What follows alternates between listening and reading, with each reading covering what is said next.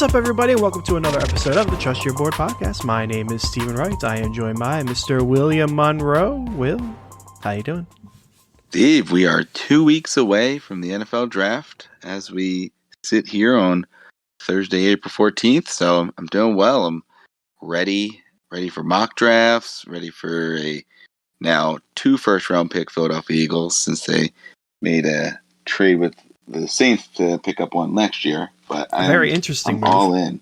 Yeah, I mean, interesting move. I think it was like robbery to get what they got for what they traded, but Yeah, I agree, and maybe that's why it happened now, because the offer was so good. They did, usually you wait till like draft day or something, but they must have looked at the offer and be like, "Oh my god, I can't pass this up."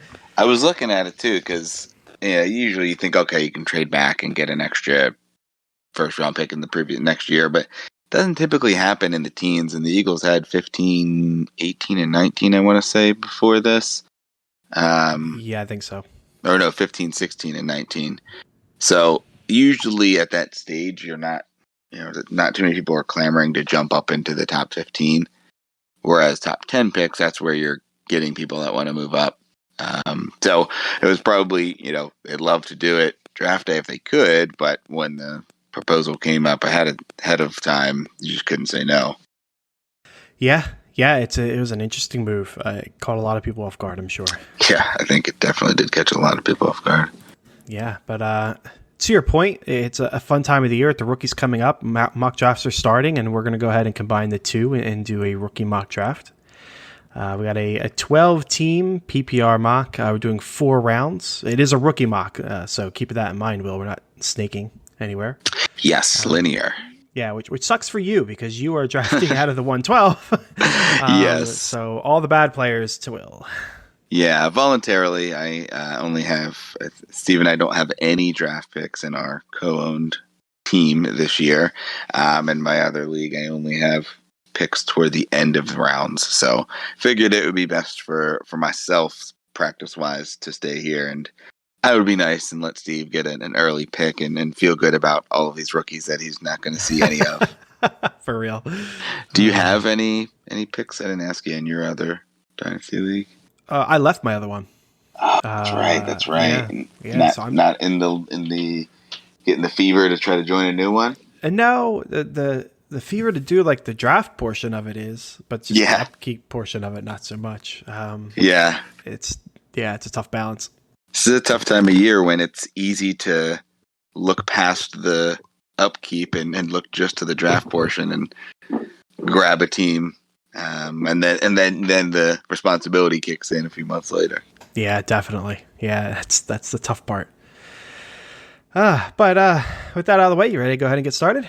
Yeah, let's get some rookies drafted here. Yeah, I don't know how long this episode lasted last year, but this should be a pretty quick one. I don't think it's terribly long because we're only doing 4 rounds. I mean, yeah. We could, touch on a couple of the guys that get drafted, around us as well. If there's anyone we like or anyone we think is overdrafted or may go a little later. But all of this, being pre-draft is pretty, unknown at this time. I'm not sure exactly where the guys are going to go. And I'm sure a lot will change as they get landing spots and find their own homes.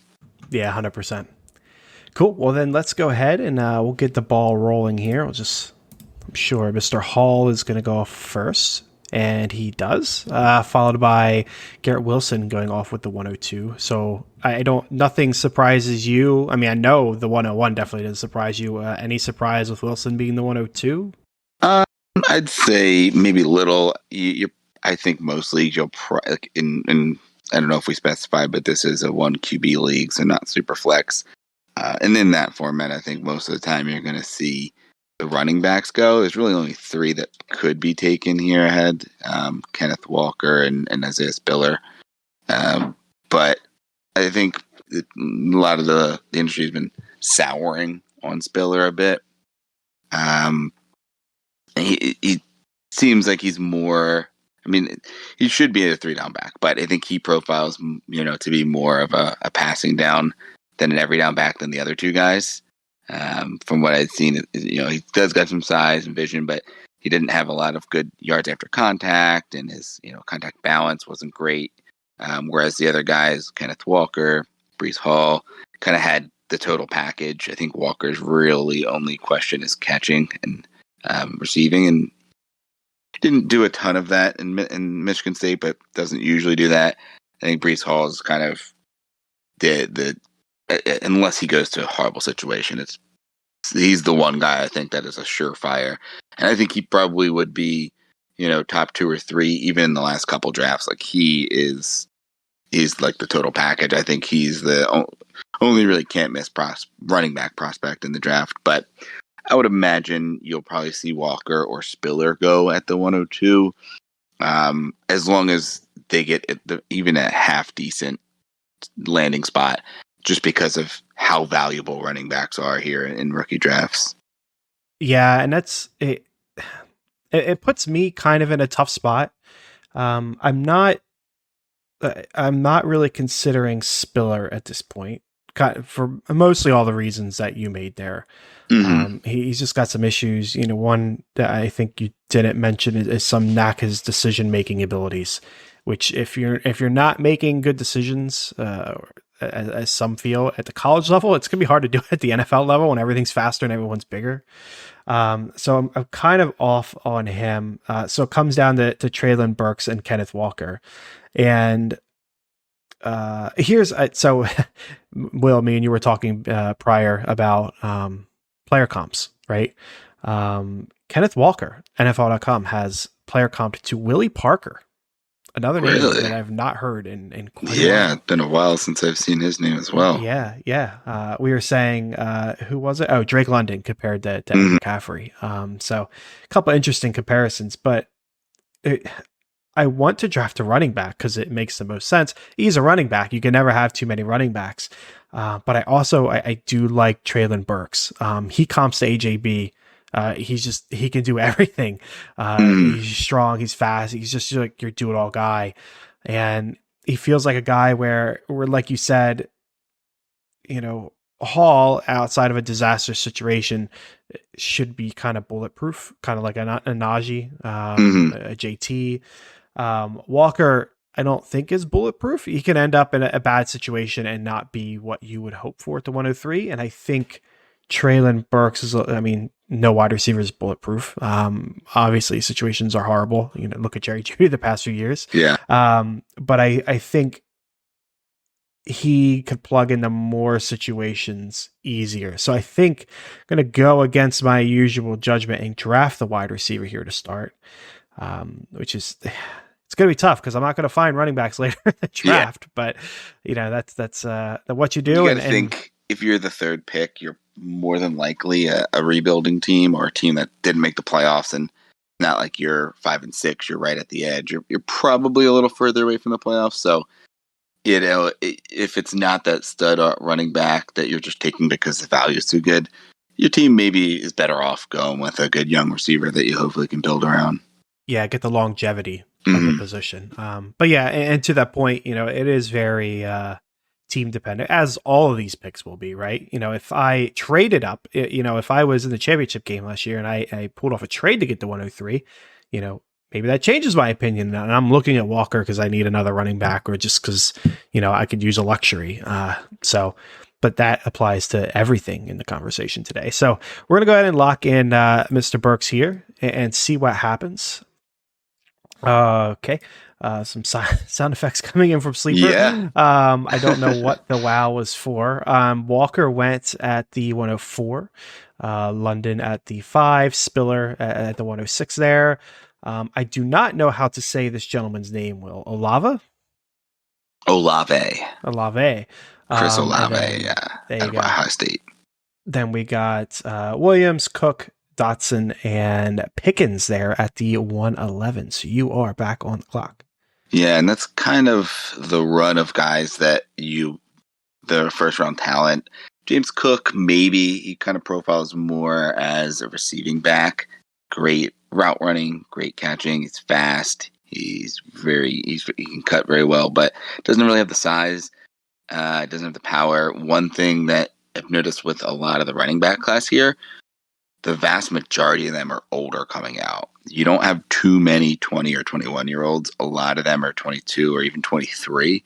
So you have just, probably a shorter career span, and it's just in a year or two off, versus some of these running backs that, come out early. And I'm sure there's guys that came out last year that are younger than most of the guys in this draft.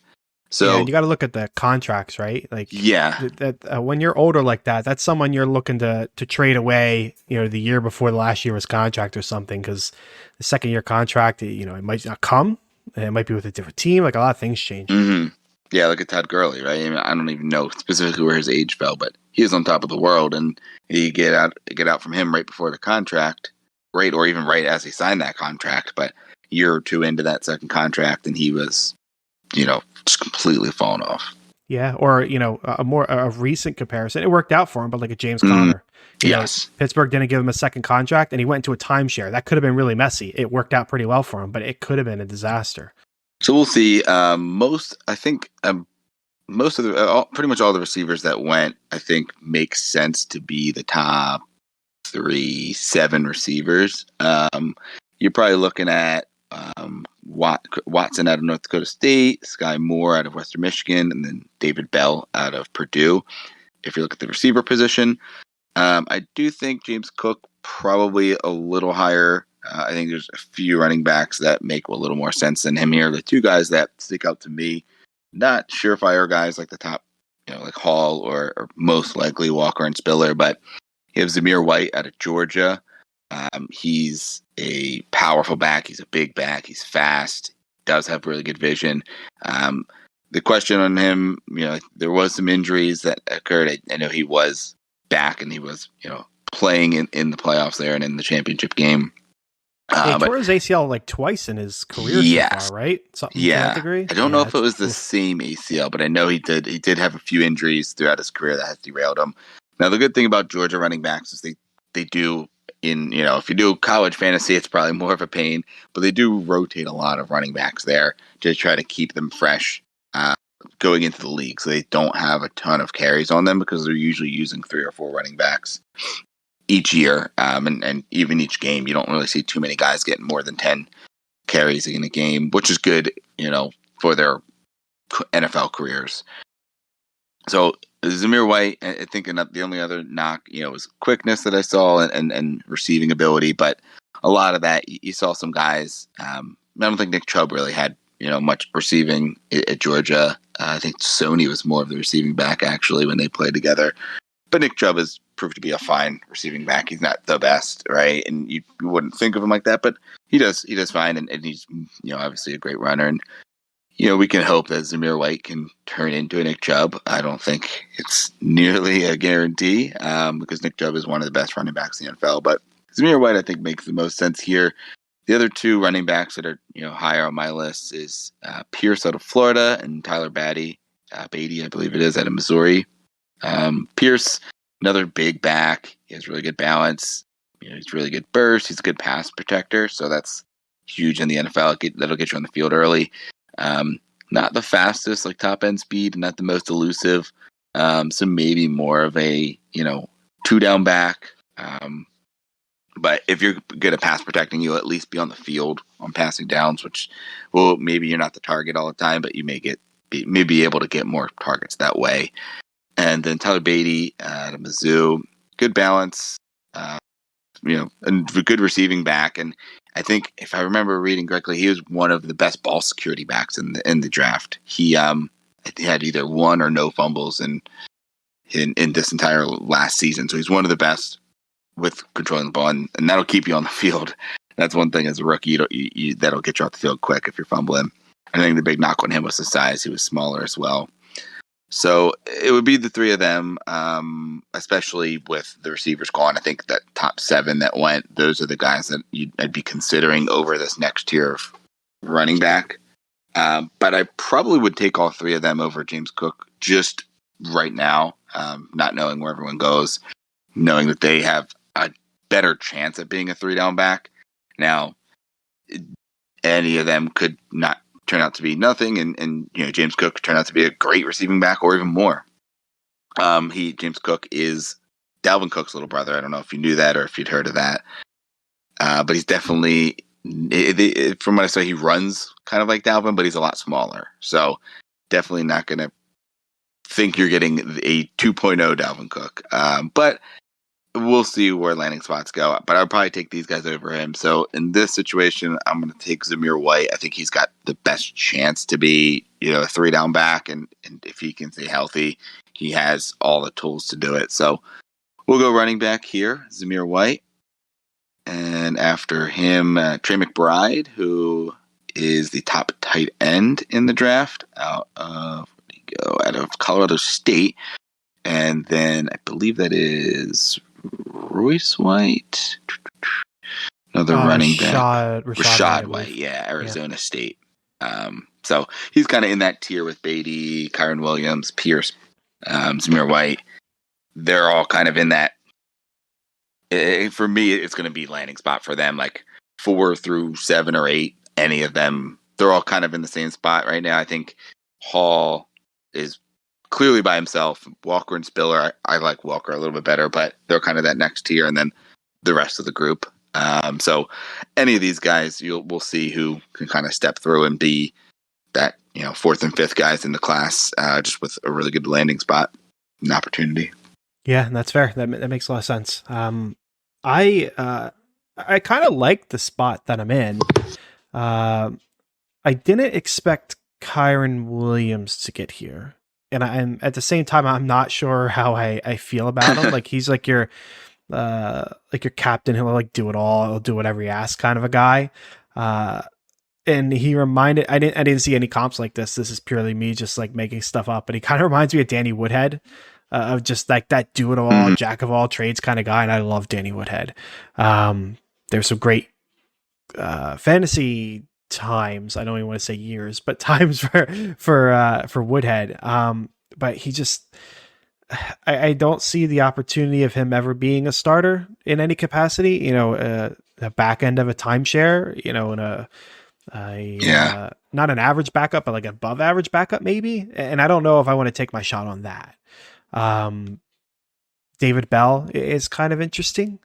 Not the fastest guy. But I see this word thrown around a lot, like crafty. And I know you'll get this reference, Will. I don't know if anyone else will. I comp him to Jamie Moyer. Like he doesn't throw particularly hard, but Jamie Moyer was just like he knew what throws to throw. He was like pinpoint accurate, and he just make his way around a batter.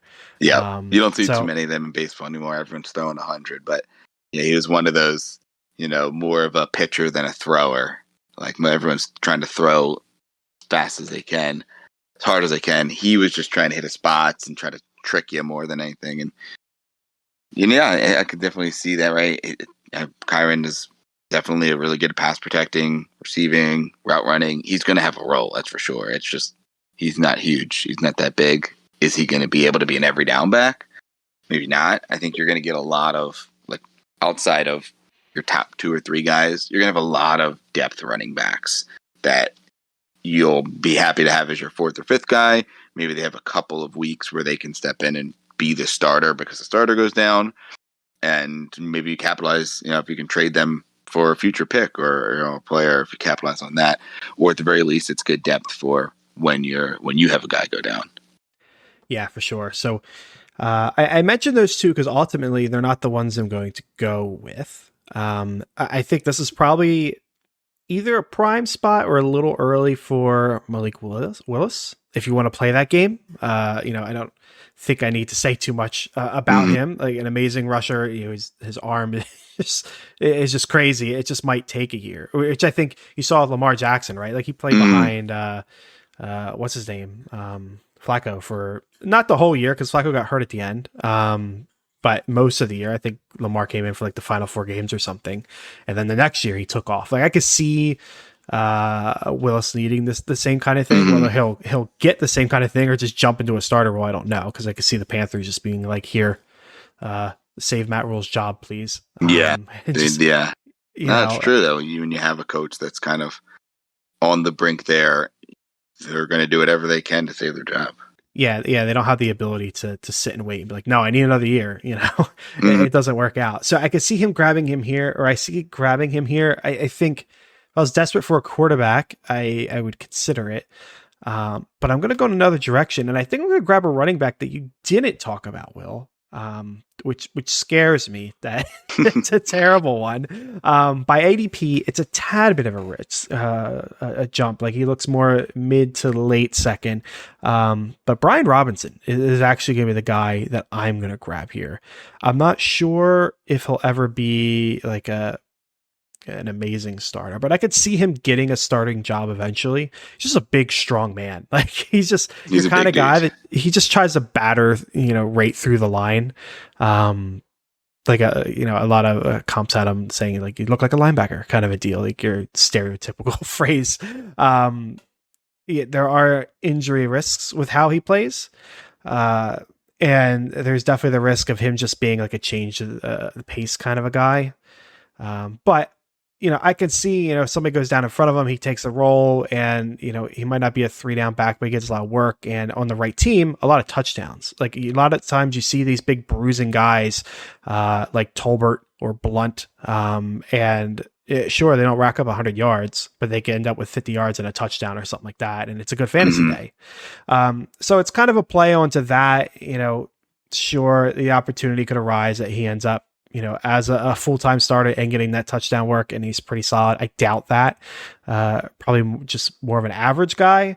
But for somebody that took wide receiver in the first round and didn't think he was going to get a solid running back, I'm happy with him.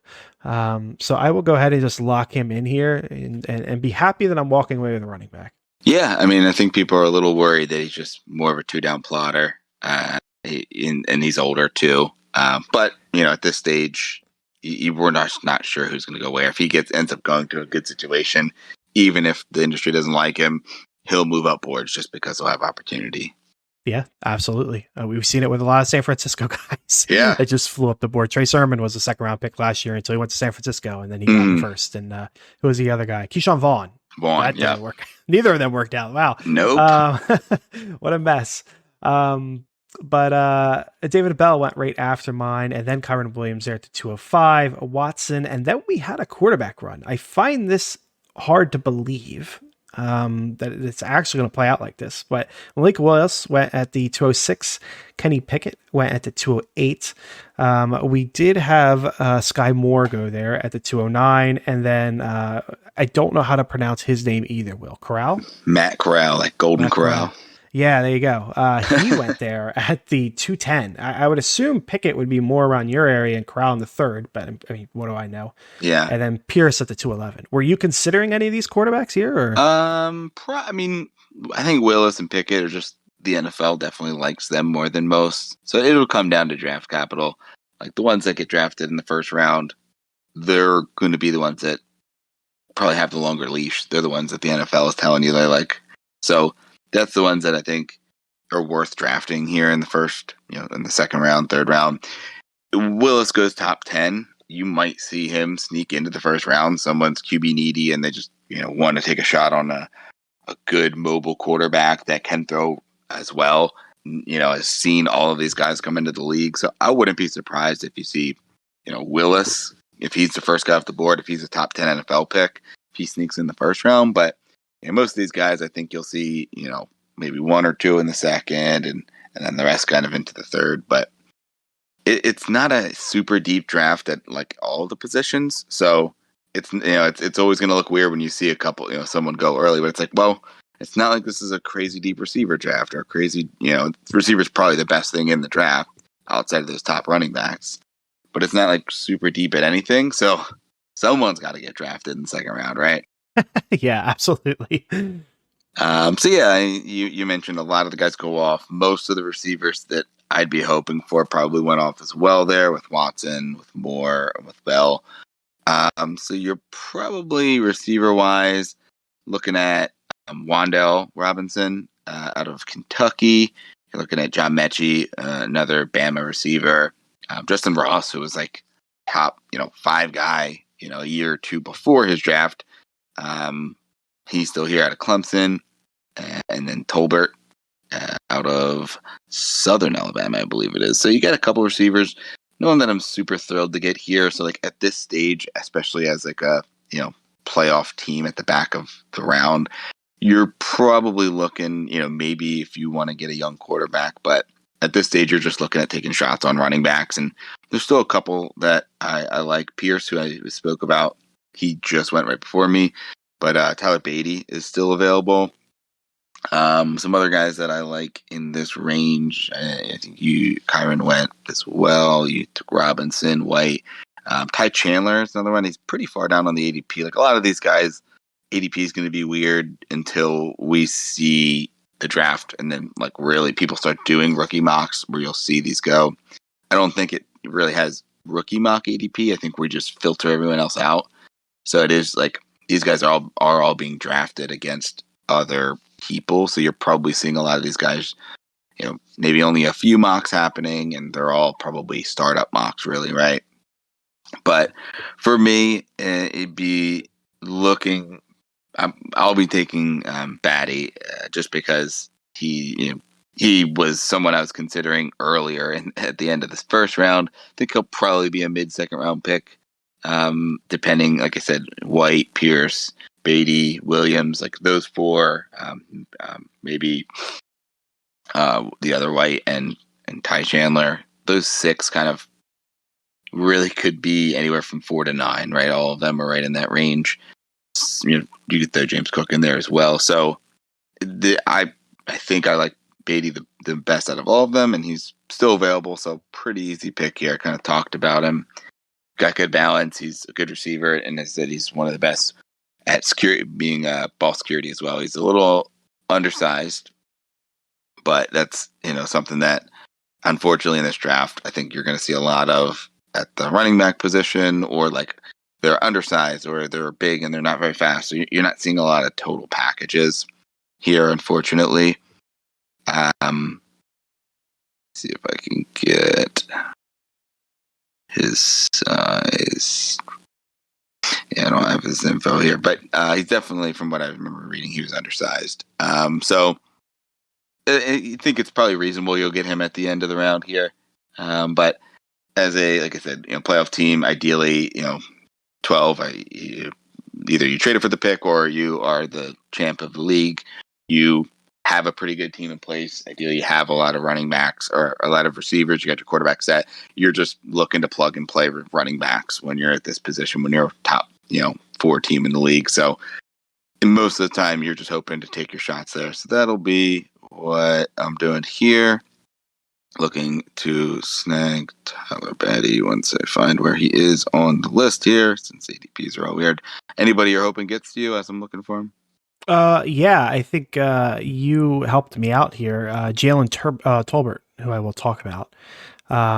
Batty's not that far down. He's like 8 down, I believe. You have Sam Howell, Pierre Strong. Yeah. So got Beatty, Wandale Robinson, and Sam Howell, UNC quarterback, who it's crazy. Him and I already forget his name, but the Oklahoma quarterback, like they were the top 2 guys. They were like the can't miss dudes going into this college season. They were going to be the top 2 quarterbacks, and Howell, didn't play horrible, but didn't play great, and had other quarterbacks just play better than him. He's still here in like the top 5, but I already forgot his name. Maybe Spencer Rattler, maybe? The Oklahoma quarterback just completely imploded, lost his job to a freshman, and Oklahoma still played well with this freshman quarterback, but I think he transferred, I want to say, to like South Carolina or somewhere on the Southern East Coast school. So it'll be interesting to see how he can reform himself, but that's the thing, year or 2 out, you have these quarterbacks that look great. And I think, most people are still really excited about the top quarterbacks coming out next year. But you never know what, 1 year, someone gets hurt, someone just completely implodes.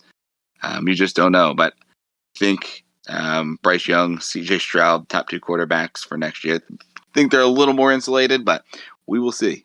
Yeah, it just takes 1 year. If you think back to last year, Chuba was a second round guy where if he had come out the year prior, he would have been a first round guy Yeah. because he'd had just a monster year. So yeah, I mean that 1 year, man, it just dooms you. It's rough to come back from. But like I said earlier, Jalen Tolbert is the one that I've been wanting here. I was kind of worried because according to ADP, it was going to be kind of dicey. Like he might have been the next guy up for me. But you grabbing Batty helped out there. I don't know what to make of Tolbert. Like he seems like he has everything. Yeah. His routes are smooth. He's got good speed, good burst. He's pretty strong. He seemingly does it all. If I remember correctly, I think I'm thinking of the right person. He's done like a bunch of different sports. Like he's not just a one sport guy. He does a lot, but then he just drops just the dumbest stuff. He has these bad drops. And if there's any sort of like contested catch, difficult catch, the odds of him coming down with it just aren't that high.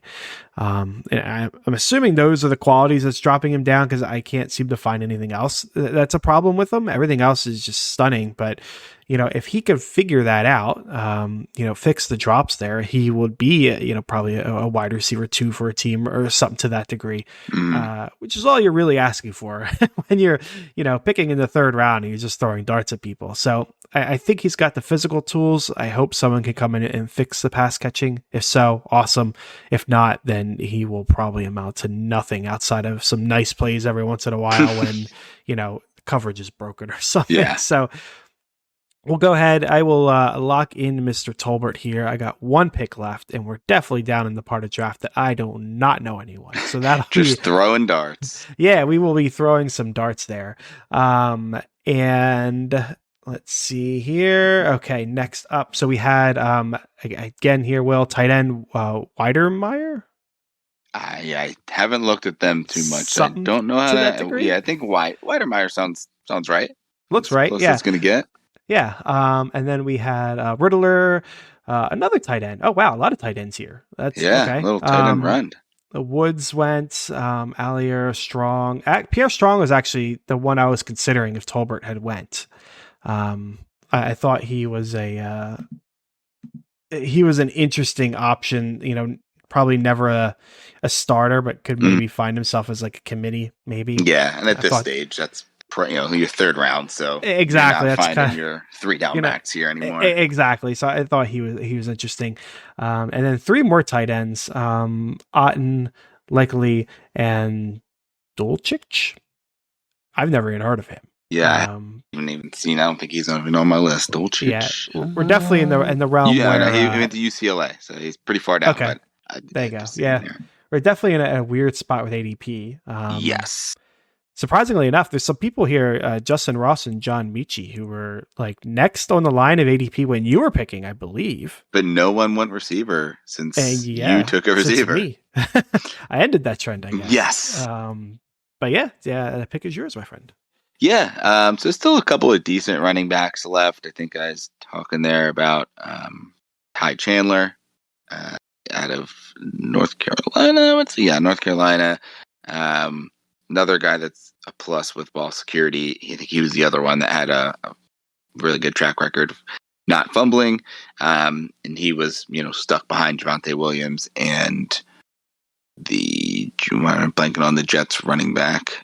2 UNC guys came out last year. Rookie from the Jets last year. Those 2 were the starters in North Carolina. So I don't think he had too much opportunity in 2020's NFL or college season. But 2021, he took over. He was the Michael Carter. The lead back. Michael Carter. Not to interrupt you. That was going to bother me the rest of the day. Yes. But yeah, he had good ball security. He's definitely really fast. He is on the older side as well. And power was a big question mark for him. Some other running backs that are interesting. You got Zaquandre White out of South Carolina. Very elusive, very athletic, but more of a project. He's older. Pass protection was a question. Vision, patience. So definitely, I believe he's one of the guys. I want to say there's a few linebackers that converted to running back in this draft. So it's pretty interesting to see a lot of guys switch over But Ty Chandler would be the running back I'd be looking for. But just to switch it up, I'll take a shot at receiver because I think Mechie and Ross are definitely guys that should be gone by now, likely. So I imagine they'll be gone at somewhere in the third round, maybe even or late second. But I'll take Alabama receiver John Mechie. Ross has a really good pedigree as well, but those Alabama receivers just been pumping out, and I haven't been able to. They didn't get to dig in specifically to the wide receiver group here as well, but definitely think both of them are kind of borderline top 10, 12 guys receivers in the draft. So we'll go John Mechie out of Alabama. After him, Carson Strong, another quarterback off the board here. Carson Strong out of Nevada. And I guess Jay Ruckett, not sure exactly what his first name, Ohio State quarterback or tight end. Yeah, Justin Ross still here. It's Still super there? interesting. I don't think there's an injury to him. Okay, yeah, he's recovering from foot surgery, so not testing at the combine, so that could be hurting him a bit. He's the one that had the spine injury a couple years ago, right? I want to say, because I know he's been on the team for a while now. They're still projecting him to be a day 2 pick. So he 2020 neck surgery. Yeah, he had 46 catches, 500 yards, 3 touchdowns. 2020. And then foot surgery that required him to miss the final 3 games of 2021. So some injury concerns there, but in the 4th round, not a bad option. Yeah, and if you look at the sleeper ADP, he's at 226. The next one's at 351. Yeah, so I don't know why they're avoiding him. And then you have that. Do you also have this random Eagles wide receiver? Yeah, Devin Allen in here. Yeah, yeah. I don't know what's up with that. I don't know what happened. I know they just signed him. I think he was like playing a different sport or something, or maybe he was in the Olympics. It was really weird. I saw they signed him, but he hadn't played football in like 2 or 3 years. So maybe that's why they're looping him in with the rookies. Yeah, I guess, yeah. Very interesting, but I did see that. I will skip Ross since he should be gone, because there is actually 2 people that I have information for that I actually looked up. Hey, there you go. Some guys to talk about. One of them was somewhat more interesting than the other. So I think the guy that I'm going to go with is Calvin Austin, a wide receiver out of I don't know where. Hold on, Memphis. So he was like your typical just like playmaker guy. Like he's not that big, not that big at all. But he's one of the guys. I forget who I was talking about earlier. He'll do anything. The Woodhead comp. I don't know who I comped to Woodhead. Spiller maybe. I don't remember. But he'll do anything you ask him for. Like he's a heart and soul kind of a guy. Gotcha. And you have somebody like that. Sometimes they could just play themselves into a role, like a wide receiver role, just because you're gritty. You'll do whatever. You'll move the chains. You just find a way. To me, he seems like that kind of a guy. So he's the one I'm going to pick. The other one that I did have some information on was Alec Pierce. He's just like your deep bomb guy. Your D-Jacks, a couple years back, Donovan Peoples-Jones kind of a deal. So they're always kind of fun to pick because, you can run in a straight line and, in college and in the NFL, and as long as you're fast, it could work out. So not a bad 4th round pick, but I'll take my shot on Calvin Austin here and just grab another wide receiver. Complete dart throw. We had a linebacker. What is going on? Yeah, I see. I scrolled down a bit, and it was very. They had to scroll down a good bit to get to like the next batch of running backs and receivers, which was interesting. This is okay. This is going to be because I set up the draft as like just bench people. But what has happened if you're not on YouTube is they've just drafted a bunch of defensive players, a linebacker, a defensive back, a lineman, another defensive back, another defensive back, another lineman. Ross is still there for some reason. We did have a running back here go, looks like McCormick. Can't click on him at this point. Yeah. So I'm trying to look through to see if there's any other guys. I had to scroll down to find some people, but I'm going to imagine that Ross is probably gone and maybe even Zaquandre White. So another guy that I'll shout out here just to talk about someone different is Jerome Ford out of Cincinnati. I think he's kind of in that, that Brian Robinson, Strong, Price, Harris, Ford, Kendra Ingram, White, kind of in that range. He was, a plus in speed, agile, good receiver. Vision was something that it was a knock of his vision, elusiveness, and pass protection. So, going to need to obviously work on that if you want to be on the field at that point. But I mean, he's only a sophomore coming up, but he's eligible to come out 5'10", 210. So, decent size, obviously not the tallest, but 210. You at least want to be over 200 if you're running back coming out. So he's is interesting, and I imagine the other guys will probably be gone. So just to take someone a little off the board there to give us someone else to talk about there, Jerome Ford out of Cincinnati. There we go. I had a name pop into my head. Down the ADP board was a player by the name of Devin Tompkins. And it reminded me of Kenbrell Tompkins. Do you remember him? Yes. Kenbrell Tompkins was the Patriots. Yep. Yeah, I feel like he came in and there was another rookie at the same time, and they both sucked. And I'm going to look it up. We're at the end of the podcast, and I have the time to do it. If you've listened this far, now you get into random obscure references from Steve.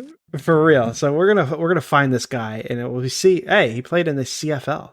Kenbrell Tompkins did. Kenbrell Tompkins. Good for you. Get your money, he's on man. Raiders.com too, so he must have been a Raider. I imagine he bounced around, maybe even like practice squads or training camps a bit. Yeah, I just definitely good enough to make someone's camp. Oh yeah, he bounced around Patriots, Raiders, Patriots again, and then went to the Jets. So he was with the Patriots in 2013. So that is the roster that I'm going to look at here. There you go. Patriots roster 2013. And we will see if I can find Aaron Dobson. Aaron Dobson, that's very the quickly. Other name. Both of these young guys, and they just did nothing. It was, oh man. I wasn't doing rookie mocks, but they were probably drafted high and just... Oh yeah, and that's the thing. We went through a bunch of different players, and there'll be a ton of these guys that are just complete busts. You just never know. There's guys that we think are going to be bulletproof, and there's guys you're going to be high on, but unfortunately they're rookies. They're guys that are just not meant for the league, even if they look like they are in college. So you just gotta take a look at some film, take a look at some landing spots, and just kind of take your best shot. Do what's right for your roster, take good value, and see what happens. Yeah, and don't weight anyone's opinion too high, because everyone thought N'Keal Harry was great. He was the top wide receiver in that draft. He was like anywhere between second and like fifth overall, and he hasn't done anything. CH was the 101. We both liked that. That obviously didn't work. Jerry Jeudy was supposed to be situation proof, and that hasn't worked out yet. Situation has changed. So, he's going to be good. But yeah, it's just every player's different, Yeah, it's true. It's a fun exercise, minus that last round where all the defensive players went. It was a fun preview. Now, I believe next week, we have our NFL draft prediction show. Yes, that'll be either next week or the week after, but assuredly before the NFL draft in 2 weeks. Yeah, which is super fun. I love sitting down over the weekend and deciding where people are going to go and making up scenarios in your head. And, I'm going to pick this person to the Eagles in the second. And then you realize the Eagles don't have a second. You're like, they'll trade for one. they'll work it out. Well, we'll have to see what we want to put on the line, because we, last year put kind of like final say on one of our picks on the line, but we don't have any draft picks this year together. So no, we don't. We have a third, don't we? No, we have. I think we traded everything for future picks and then current players. So we've got starting to build back up our 23 draft. We have, I think, 2/3 and I think we traded a third and a fourth for a player and like a third. Really? I thought we had no. We have no picks this year. Zero. Zilch. Man, I thought we had one left. Okay. Yeah. No, we traded it. We traded that one pick. And we traded a 2/3 and a fourth, as well as J.K. Dobbins for Josh Jacobs and a 23 third. Forgot that. Yeah, right at the end of the season, trying to make that run. So it was more just, overwhelm him with current picks and see if we can. And we got a 23rd pick back. So slowly building up. Hopefully, we will have a full slate of picks. We've got a first and 2/3 in 23, but nothing here in 22. So good. It's okay. I think it's a decent draft to miss out on. Yeah, and I think that was the plan originally, because for the longest time, this was a in the trenches kind of draft. And then, I mean, the quarterbacks, as you see, there's no Kyler or Trevor Lawrence going in the first round. Mm-hmm. The running backs is only a couple. The wide receiver groups is deeper. And the tight ends, I mean, you had Hawkinson 2 years ago and Pitts, McBride is nothing on that level. So overall, yeah, it is a down draft. So a good one for us to be missing out on, I think. Yes. Cool. Well, that is going to wrap up the show here, Will. Until that next draft prediction show, knock out some mocks and trust your board.